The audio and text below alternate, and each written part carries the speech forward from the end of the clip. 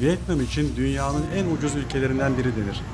Ama gerçekten sadece 1 dolara sokakta ne yenebiliyor?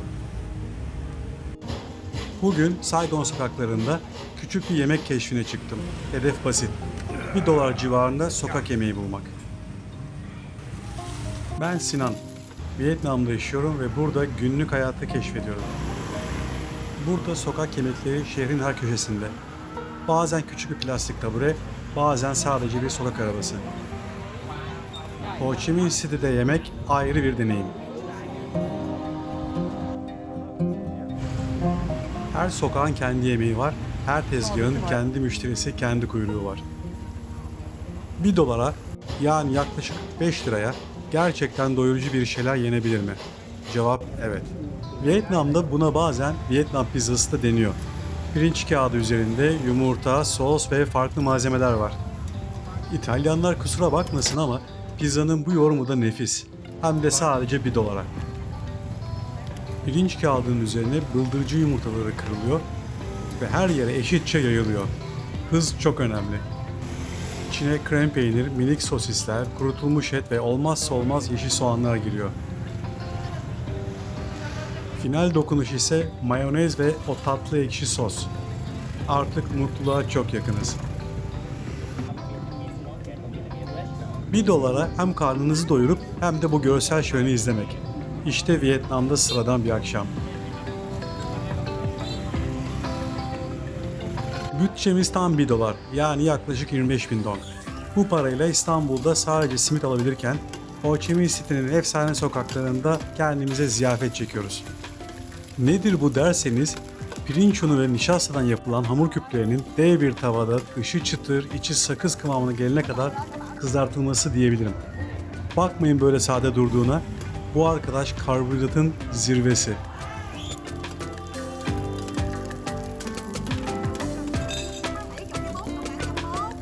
Olayın koptuğu anda tam burası.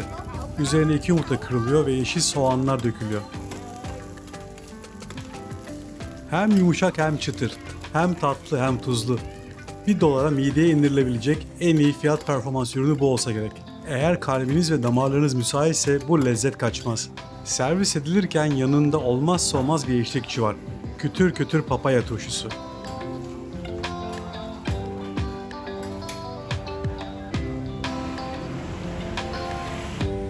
Japonya'dan gelen bir sokak yemeği, takoyaki. Burada oldukça popüler. İçinde ne mi var? Özel bir un karışımı, biraz taze soğan ve tabii ki başrol oyuncusu minik ahtapot parçaları. Bir küçük uyarı, 1 dolara alabileceğiniz en büyük risk bu arkadaşın iç sıcaklığı. Dışı serin dursa da içi erimiş lav gibi olabiliyor. Takoyaki'yi de aldık. Ahtapotlu bu. Biraz önce gördüğünüz yerden aldım. Şimdi sakin bir yer bul, şunu bir gömeyim artık. 1 dolarlık bütçemizle yemek aramaya devam ediyoruz. Sıradaki yemek Vietnam sokaklarının milli atıştırmalığı ve öğrencilerin vazgeçilmezi. Olayımız basit ama dahice. İnce şeritler haline kesilmiş kuru pirinç kağıtları, üzerine biraz acı yağ, biraz ekşi kumkuat suyu ve o gizemli sos. Bu ne şimdi ya diyebilirsiniz ama biraz bekleyin. İçinde yok kurutulmuş dana eti, minik karidesler, taze yeşil mango şeritleri, yer fıstığı ve finalde o şirin bıldırcın yumurtaları. Tüm bu kaos Vietnam nanesiyle birleşip iyice harmanlanıyor. Ve tabii en son bıldırcın yumurtası. Görüntü biraz karışık olabilir ama tadı tam bir efsane.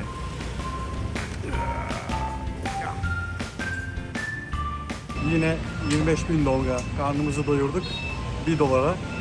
Şimdi diğer durağa gidiyoruz ama onu yemek mümkün olmayacak artık. Onu da paket yaptırıp eve götüreceğim. Bir sonraki mekana doğru ilerliyoruz. Bunu da paket yaptıracağım artık. Dim sum. Evet. Çin mahallesi tarafında Çin etkisi çok kuvvetli. Bu yüzden burada dumpling bulmak çok kolay. Fiyatlar bizim 1 dolar challenge'ımıza uymayacak gibi. Hemen 2 dakikada burada haşlayacak. İçeriden getirdi. Stoktan çıkardı.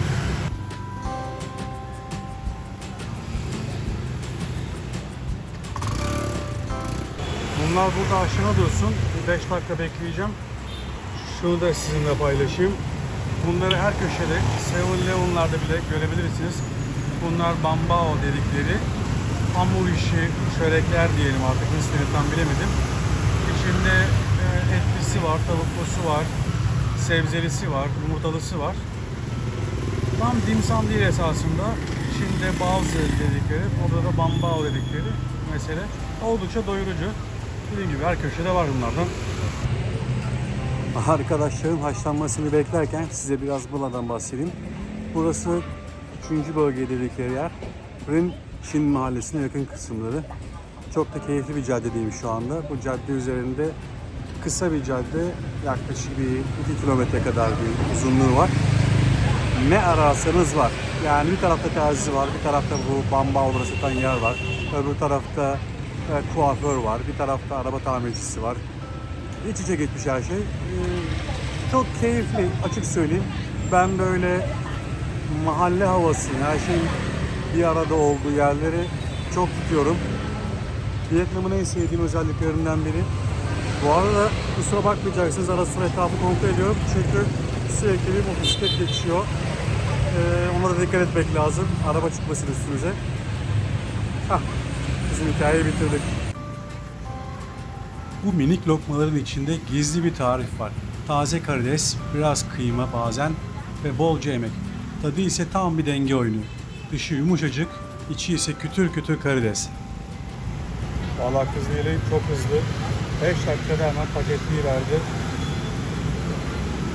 Bakayım sos falan verecek mi yanına?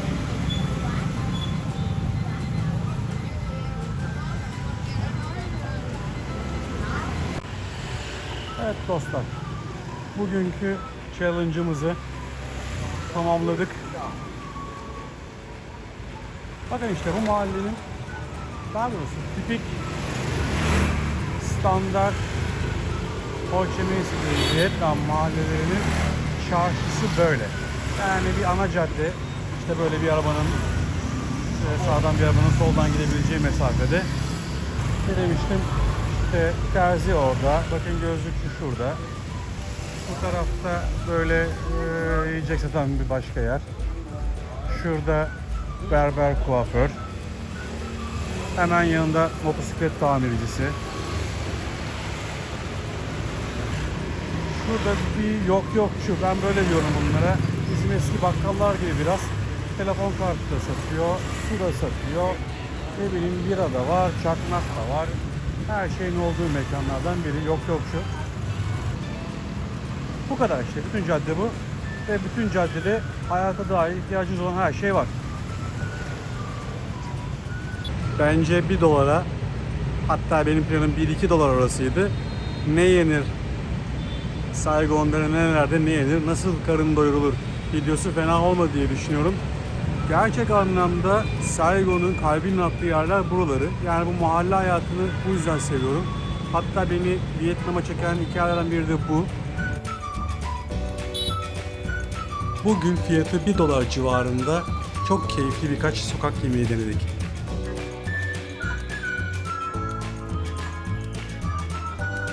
Bir sonraki videoda görüşmek üzere.